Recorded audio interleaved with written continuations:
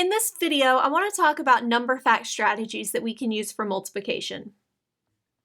The first is known as compensating. The idea of compensating is to change one of the numbers to a nice friendly number that's easy to multiply. Multiply the other number by this new friendly number, and then adjust the number of groups appropriately. So as an example, if I want to do 25 times 9, well, instead of that, I could do 25 times 10 to get 250. So this is 10 groups of 25. I only want 9 groups of 25, so I need to remove one group of 25. So 250 minus 25 would give me 225. As another example, 4 times 49. Well, I could start with something like 4 times 50. That would be 200. This is 50 groups of 4. I only want 29 groups of 4, so I'll subtract 4 out to get 196. Let's do one more. 7 times 51.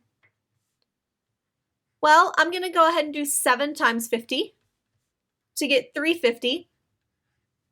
This is 50 groups of 7. I want 51 groups of 7. So this time I need to add in an extra 7. So my solution would be 357. My next strategy involves breaking things into smaller factors. The idea is I want to rewrite one of the numbers as either a sum or a difference, and then use the distributive property. As an example, if I want to do 12 times 25, well, I'm going to rewrite 12 as 10 plus 2 times 25.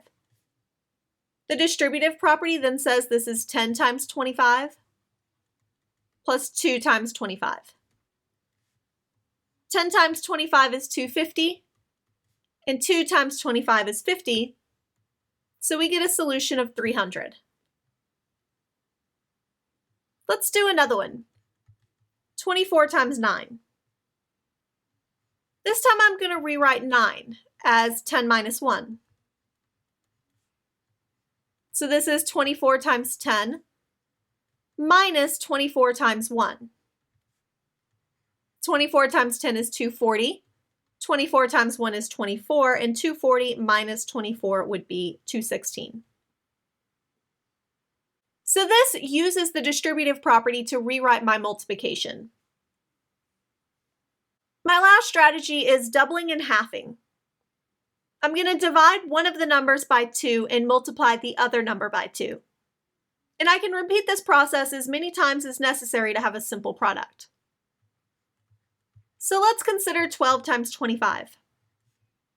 I'm going to half one of the numbers and double the other. So 6 times 50. I could even do it again. Half one of the numbers, double the other to get 3 times 100, which is 300. If we do 35 times 8, I can double 35 to get 70, half 8 to get 4. And I could repeat this again if necessary. So I may be able to realize now that this would be 280, or I can take it another step.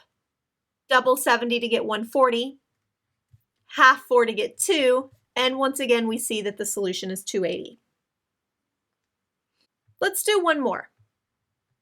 26 times 12. I'm going to double 26 to get 52, half 12 to get 6. If I do it again, double 52 is 104, and half of 6 is 3. And 3 times 104 is 312.